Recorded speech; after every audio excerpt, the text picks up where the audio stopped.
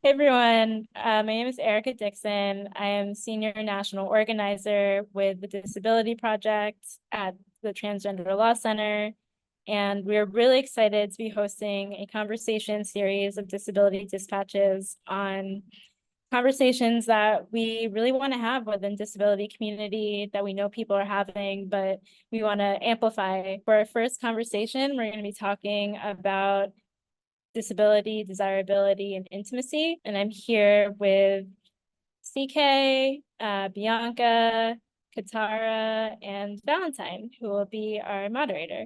What are some of the ways that ableism and internalized ableism show up in your experiences of trying to find sexual and romantic relationships?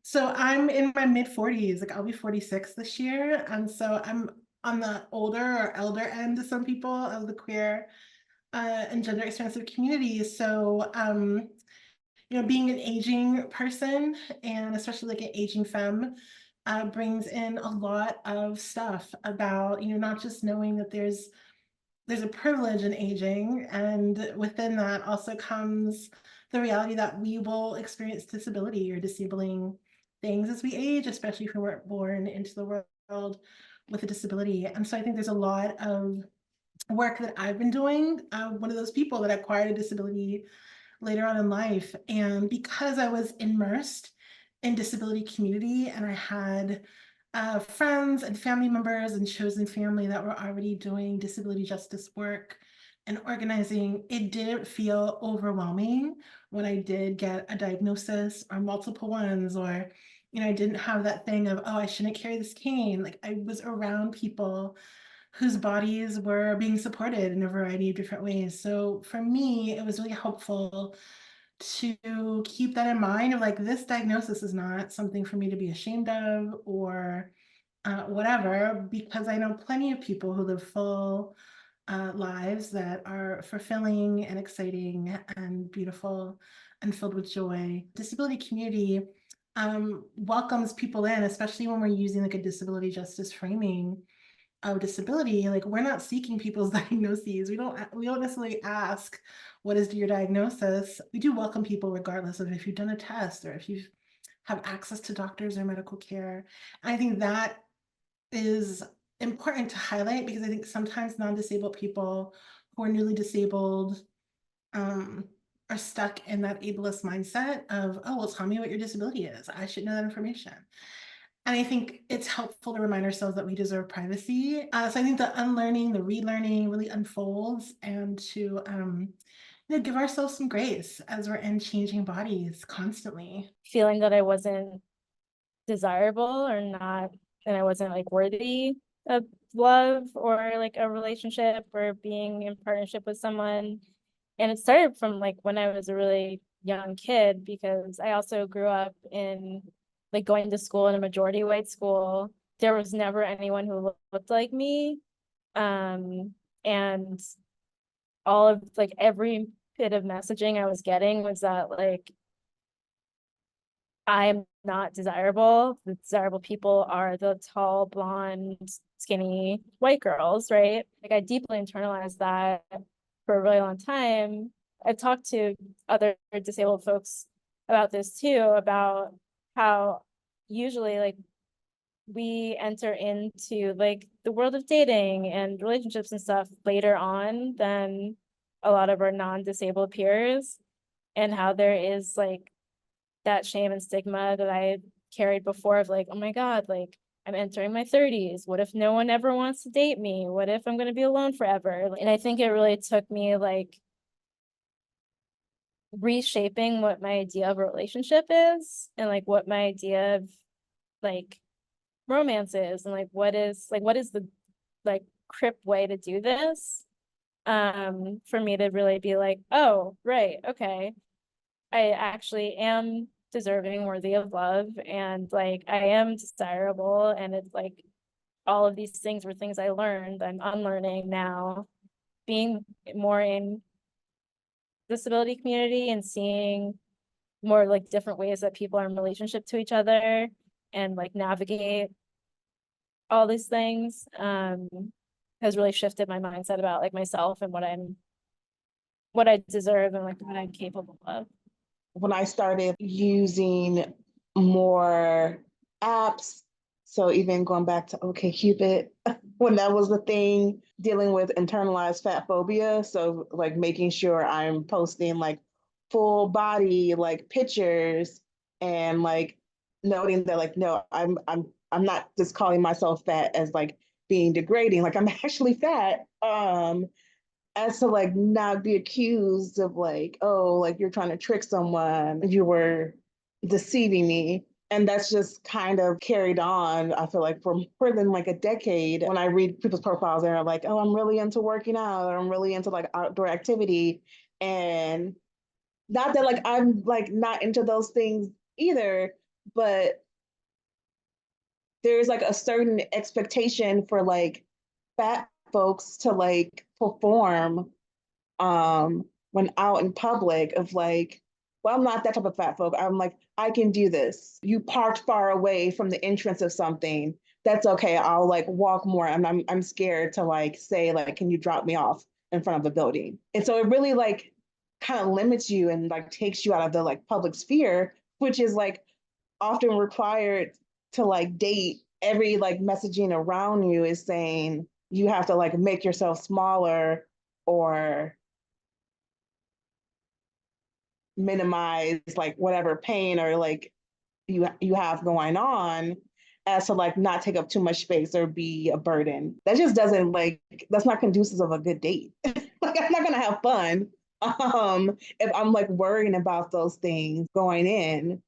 When you're in like a mixed size relationship, like having to like, well, I'm like, am I the first fat person that you dated? Do you understand like disability and like access, like this internalized ableism and like all the questions that come in my head is like, it just doesn't like sometimes feel good to like put yourself out there in like the dating and the romance field.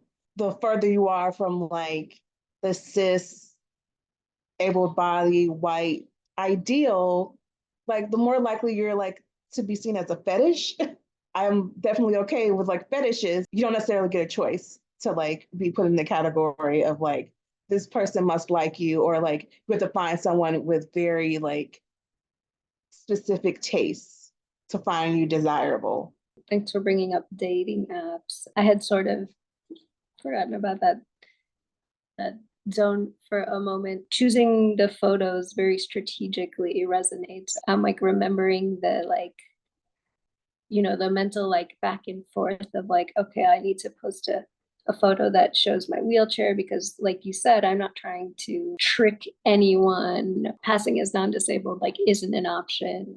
I want to be honest and show my like disabled self and body, and then also like going through the dysphoria and dysmorphia that come up with photos, and like knowing how you're perceived, and like having to just like having to do it all with the photos in general, like just this like superficial approach to dating anyways. I'm thinking of this book by Sharonda J. Brown, Refusing Compulsory Sexuality, a Black asexual lens on our sex-obsessed culture is the full title. I read that book about a year ago and it blew my mind and also like calmed my heart, because, you know, it made me understand that for so many years, like, you know, I was sort of like performing a type of sexuality that I thought would make me more desirable or like a more viable partner. In doing that, I was like crossing my own boundaries constantly. I was misrepresenting myself, but I didn't even realize I was misrepresenting myself because it was like an attempt at sort of assimilation. And from what I could understand and perceive about like queer dating and like cruising culture, like it just seemed to be all about sex. And so I was like, let me also be all about sex. And that's you know, the way I navigated for so long. So unpacking and undoing all of that has been really complicated, beautiful and exciting and hopeful, and also like heartbreaking at the same time. When we think about what being sex positive means, to me, sex positivity is about autonomy, and it's about figuring out our own ways to pleasure. But when we like, I think for me in particular, like learning about sex positivity by being immersed in like kink and sex and like quote unquote sex positive spaces, it I think it's easy to internalize like I need to be like this amount of sexual or this amount of or this or be sexual in these particular ways and perform in these particular ways. That's like so deeply rooted in ableism, and like thinking about like how do we connect back our work in different types of spaces, to include who we are holistically as people, and not just as like whatever this space demands or wants us to be. If I'm like scrolling through a queer dating app, and like putting that side by side with like what we think desirability is, within a straight or cis hetero framework, and there's so many reflections of that there, and that is also deeply rooted in ableism and white supremacy and sizeism. The way that we talk about ourselves and our bodies, and um, that really being rooted so deeply in like these ideas of deficit or ideas of like tragedy.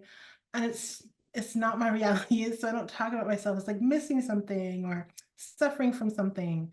So many different communities and cultures relate to disability differently. It's not always from like a Western white supremacist lens, but it's also complicated, and it can also be deeply ableist as well. And this binary language of healthy and unhealthy, right?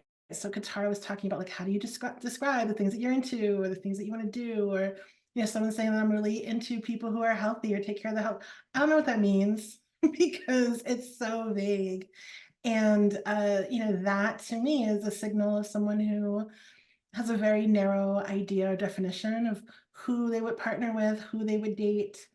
It's like a red flag in many ways for me of people wanting to weed out certain individuals without ever considering that those of us who are disabled will never experience health because we're already told that we're unhealthy because we're disabled in a particular way, right? So this idea of health is very narrow, and it's a binary, which is a scam. And we as queer and trans people know that through and through, that binaries are a scam. And yet here we are, holding on to some of them that I think is really complicated, but also needs to be thrown out for something more liberatory. Hearing CK and Katara also talk about like catfishing, that idea of like we're intentionally wanting to trick people, and therefore that equals bad, I think is deeply rooted in ableism. So I think this issue of disclosure also emerges, not just around what pictures I'm choosing, but also how I want to disclose to someone that I'm 6 feet tall. And so that means a couple of things around like, are we going to be in a car? Are we going to take public transportation? If we're going to ride bikes, I probably can't get a bike that's going to be super comfortable for me because my leg at 38-inch inseam. So I think all those pieces are things that a lot of people don't always consider when they're thinking about dating. I really had to work at like interrupting the self-talk that I have internally, where I'm telling myself like, oh, this person wouldn't like you, or really interrupting that with a more affirming thought process and dialogue has also been hard, but it's like it's been so helpful in so many ways. And I met my partner that I currently have, my core partner. It's almost 8 years now, but I had already been diagnosed and moving through with my disability, but I've become more disabled since we've met. They've also become disabled since we met. So we're doing this together. And so it's a really interesting dynamic to witness this happening for two people, but then also experiencing it so differently. My partner is an Indigenous transmasculine person, and they're smaller. There's what we would call a small fat. Right? I would be considered like maybe like a super fat, like someone who's a little bit more into larger body and stature. And so watching my partner be treated in a particular way based on gender assumptions and disability is very different than the way that I'm being engaged with based on gender and disability assumptions. And for my partner to self-disclose their disability would also be a form of self-disclosing their trans identity as well. So really being clear about like, who is safe to disclose this stuff to? What does my safety look like and feel like in the moment? Along with disclosure, like the tendency to disclose too much, too fast, like right away, the things that weigh heavy on my heart or my logistical life, my access needs or my pain, I'll feel the need to like over explain. Yeah, basically just over explain the things that maybe bring up like trauma or shame for me. Something that I would like to get even more comfortable with and even better at is just like feeling like I'm allowed to just show up as a person and we just go from there, right? And like not feeling like I have to do all the work of making somebody understand my disabled reality TM, because when I do that, I'm making a bigger deal out of my disability or my access needs, when like if I could just show up feeling like maybe it's a lot, but a lot is not bad. I just don't want to keep trying to do the dance of figuring out how to not be too much, but be enough. And ultimately, I do just want to be able to show up in my humanity, and we can go from there. Thank you everyone for sharing about your experiences with dating and ableism and internalized ableism. Something that really just continues to stick out is like how our intersecting identities inform the ways in which we're perceived in terms of sexuality and desirability. And the different ways that we have to like have these disclosures or coming out in relationship to dating in particular. The next question is, how has being disabled informed the ways you think about love and sex and the types of relationships you want and need? So my parents migrated to the States together when they were young. And even though they weren't together, they were separated for several years. My dad still had like a key to the house. We did all the, holidays together. Like it was never like a separation from like our family. And my parents were like, we came here into this country together. Like, we're each other's family. And so for me, like that was the representation that I grew up with, which was that we don't dispose of people, right? Like we may not be in like love the way that we were, but we're raising two children and we're responsible to each other and to our communities in the same way. And so that's something that I definitely notice in the queer and trans community. It shows up as in like, oh, we're dating within the community. I might be dating your ex or your previous lover or your current lover or whatever it is. And people maintaining relationships even past relationship shifting and changing or ending.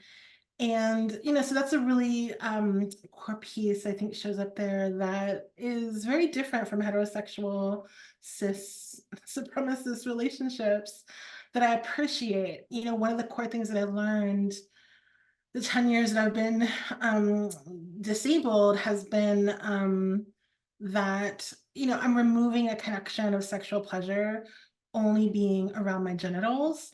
That pleasure is throughout my body and mind. It's ethereal sometimes it's tangible.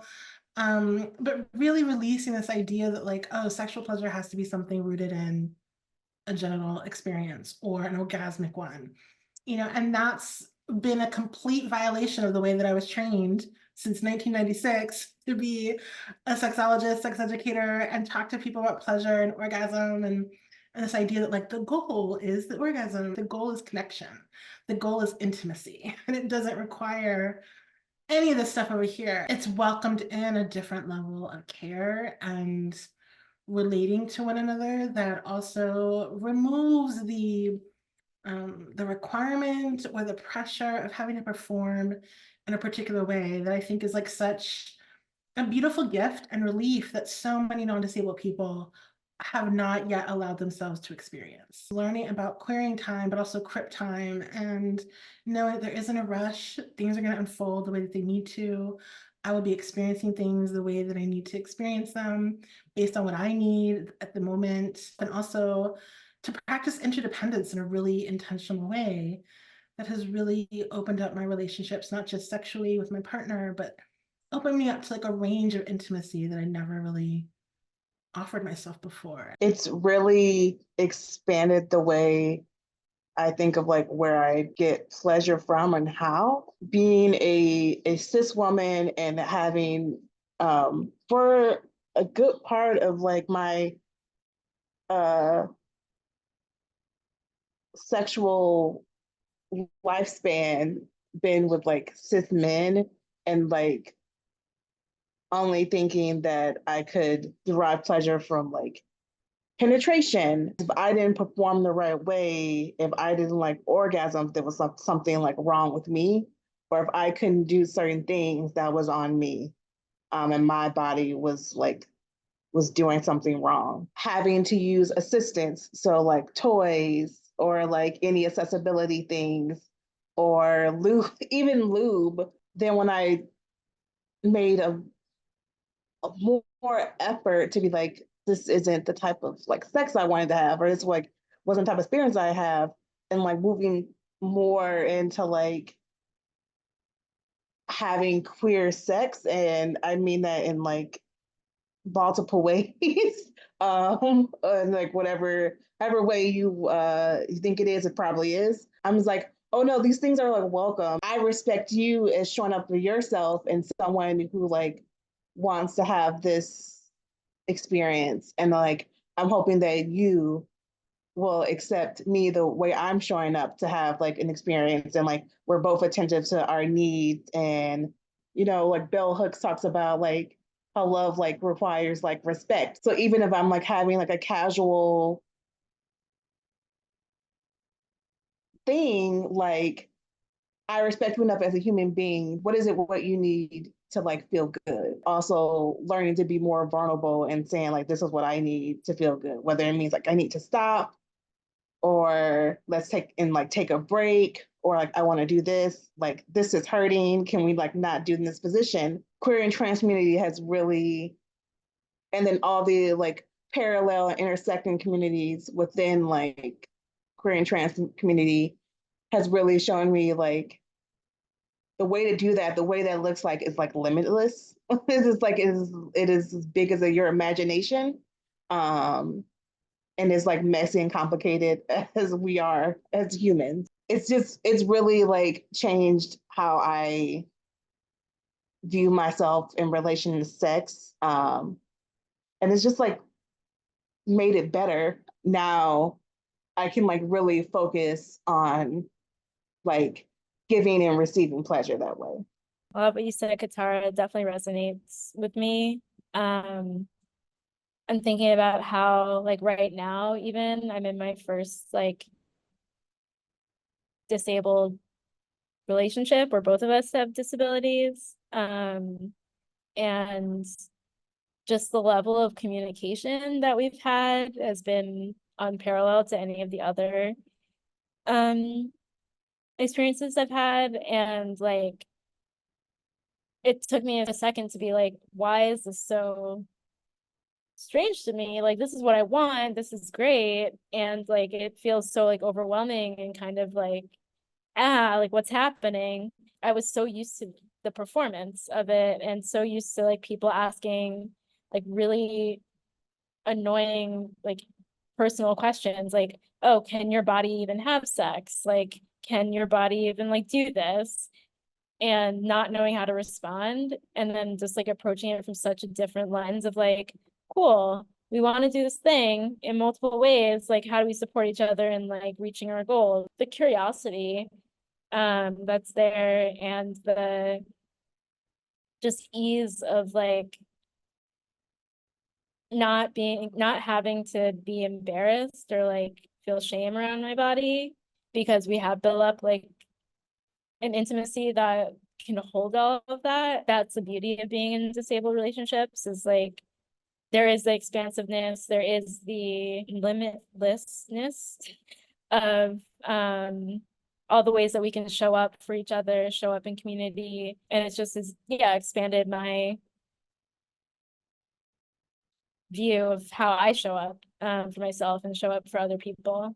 So much of this resonates. It's been important to decenter genitals in sex, and to decenter sex in my relationships.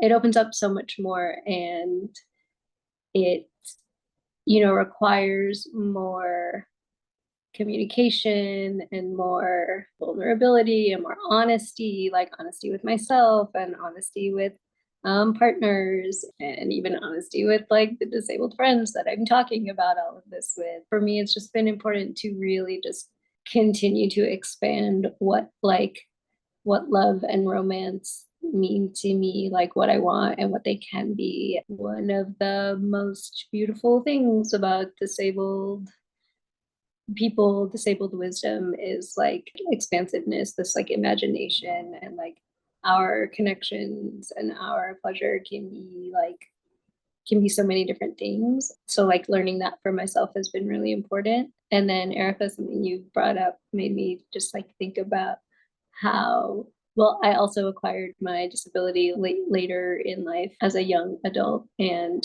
I used to feel like it doesn't make sense for me to date another disabled person, right? Like the goal was to have a non-disabled partner. I guess that was my goal, for, it felt like, practical reasons, and just again for like assimilation reasons and feeling like part of community reasons. And now I'm like, it doesn't make sense for me to have a non-disabled partner, like I only want to be with disabled people. I'm thinking of Leela Lakshmi Pyapsana Samrasana, and like the lust of recognition, and crip sex, and like that, it's kind of the only thing that makes sense to me anymore. Being disabled has really helped me divest from things like the institution of marriage, and really choosing to not move in a direction where the state has more control in my life or more presence in my life than I actually want it to. And so in many ways, like disability has radicalized me even more, not only because there's no marriage equality for us, but also because it's just not the way that I imagine family, and the way that I want to move and build with people is not rooted in traditional ways that people think about marriage. And I'm fine with that. Like I grew up in a home where my parents were like, you don't have to get married, you can just live together. Right. So cohabitation was very much promoted in my family and in my culture, but it became a little bit more political as I became disabled as well. I think at the heart of like disability justice is relationship building, because it's able to take out like this capitalist belief of like production and value and worth, and really like get to the heart of matter of like, how do we relate to each other? How can we care for each other and be in community with each other? In the like next 5 or 10 years, like it's gonna like, we were right to look at these things in these frameworks, because it's going to like just strengthen our movements and our relationships even more. Yeah, that really resonates with me. And I'm thinking about the level of creativity that's always been in disability community around building relationships. If we can't all gather, we like figure it out on text message or Zoom or a group chat or on Instagram or like something. Like we figure out ways to create community where we are. And I think that's something that a lot of able-bodied people can learn from, in terms of like creating space and communities and relationships that can then push against the state and push against the systems that we have. Because I agree, it's all in the relationship building and building our communities to have power.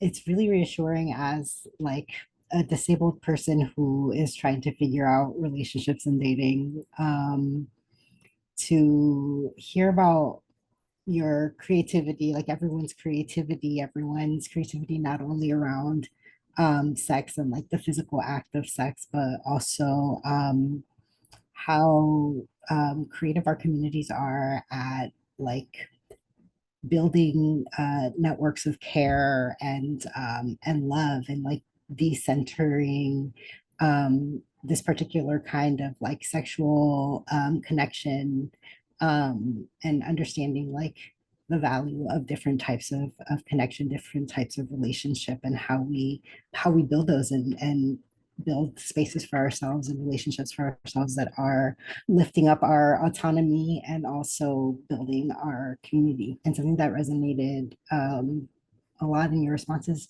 was this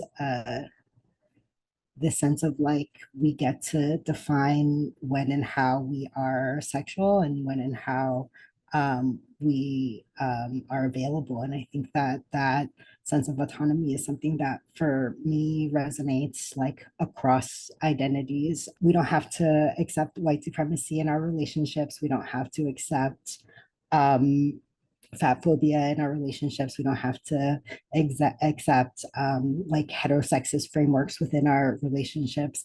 And we absolutely don't need to accept ableism and the ways in which we are perceived, or the things that we internalize within our relationships. So thank you all so much for sharing about your creativity and fun and hot dating and relationships and sex and other types of connections. I love that, like flipping it on its head. And I guess the last thing I would want to say is just like, you know, as disabled people, like we're out here, we are deserving of love and intimacy, and we are looking for that. And we're also like really creative, and maybe there's a thing or two you can learn from us about how we expand and queer the definition of sex and